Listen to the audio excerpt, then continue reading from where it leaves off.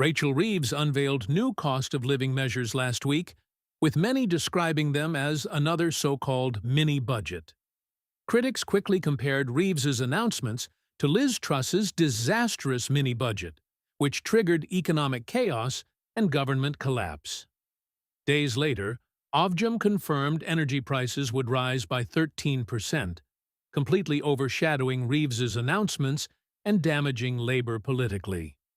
The sudden rise in bills made Reeves's measures appear weak, leaving many voters feeling the government looks powerless and disconnected.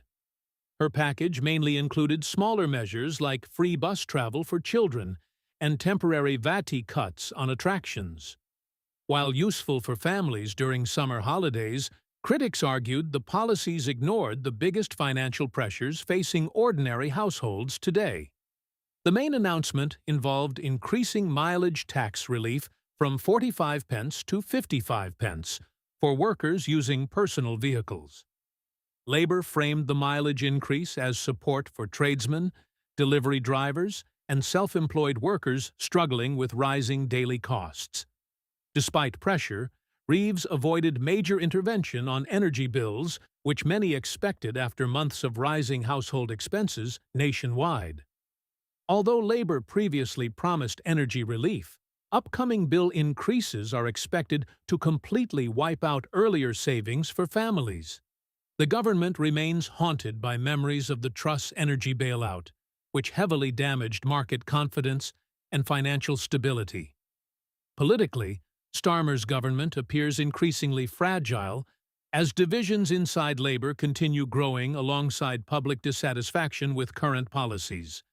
Attention is now turning toward Andy Burnham, with speculation mounting about his influence over Labour's uncertain political future. Inside Whitehall, many officials are reportedly waiting to see who remains in power before pushing through major economic decisions.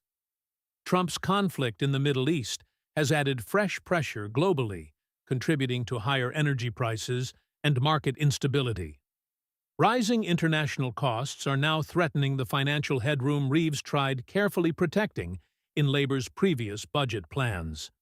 Labour fears another market panic, making Reeves unwilling to loosen borrowing rules despite increasing political pressure over energy costs. Without extra borrowing, the Treasury simply lacks enough money for major intervention capable of significantly reducing energy bills this winter. As new bills arrive, many households are expected to become increasingly frustrated with Labour and the worsening cost crisis. Tony Blair has also criticized Labour's energy approach, warning the government is failing to prioritize affordable energy production properly. Ed Miliband's net zero agenda is facing growing backlash, as critics argue environmental policies are increasing financial pressure on Britain.